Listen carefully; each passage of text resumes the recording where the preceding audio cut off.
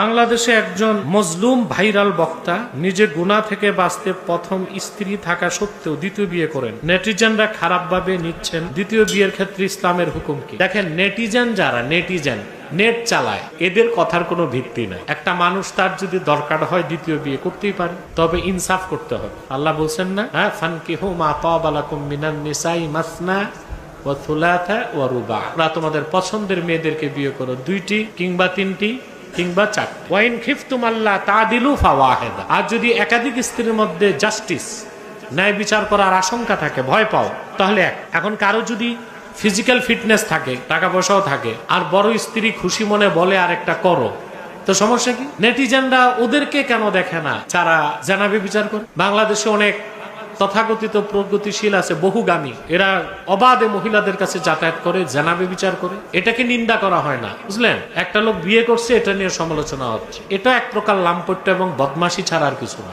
করছে ভালো কাজ করছে, তার স্ত্রীর যদি আপত্তি না থাকে তো তোমাদের সমস্যা।